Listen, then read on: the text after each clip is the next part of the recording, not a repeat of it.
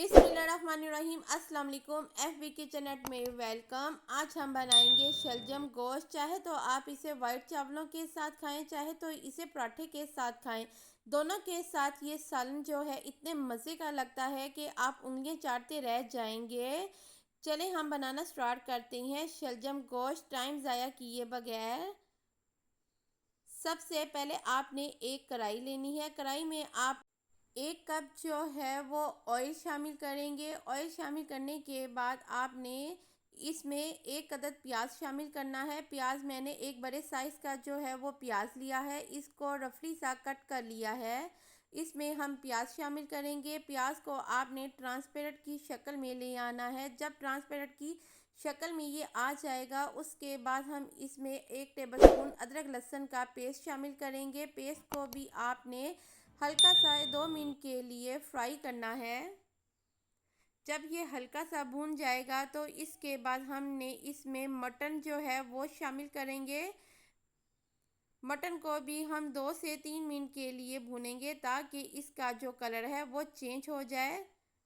उसके बाद इसमें हम 2 अदद टमाटर शामिल करेंगे। उसके बाद हमने इसमें स्पाइस शामिल करनी है, नमक, मिर्च, हल्दी और पिसा धनिया। आप अपनी मर्ज़ी के मुताबिक इसमें अपने स्पाइस शामिल कर सकते हैं। इसके बाद 2 गिलास पानी शामिल करके आपने 20 से 30 मिनट के लिए जो मटन है उसको पकाना है। मेरी जो वीडियो है थोड़ी सी इसमें स्किप हो गई थी। ये देखें ये पक गया है, ऑयल भी जो है ऊपर आ गया है। इसके बाद हमने आधा किलो शलजम लिए थे वो इसमें शामिल कर देंगे और आधा किलो मटन लिया था। 1 गिलास हम इसमें 1 से 1.5 गिलास हम इसमें पानी शामिल करके शलजम को पकाने के लिए रख देंगे 20 मिनट के लिए। चले हम चेक कर लेते हैं हमारे शलजम गोश्त कितने रेडी हो गए हैं। 20 मिनट हो गए थे इसको रखे हुए। ये देखें हमारा जो शलजम गोश्त है वो रेडी हो गया है। अब इसमें हल्का हल्का सा पानी है, इसको हम हिलाएंगे।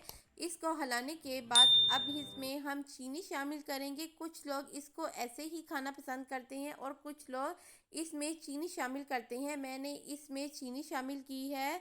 चीनी जो है वो मैंने 3 टेबलस्पून इसमें चीनी शामिल की है।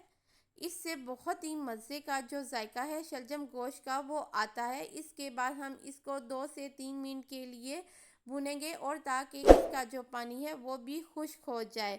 और उसके बाद इसमें जो है हम हरा धनिया शामिल करेंगे।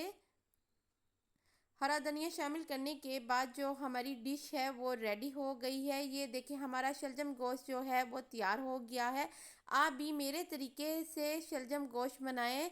यकीन माने जो भी शलजम गोश्त नहीं खाना पसंद करता वो भी उंगलियां चाटते ही रह जाएगा। मेरे चैनल को लाइक और शेयर करना मत भूलिएगा और सब्सक्राइब भी कर लें, बेल आइकन पर क्लिक कर लें ताकि मेरी आने वाली अच्छी अच्छी वीडियोस आपको मिलती रहें। Take care and bye.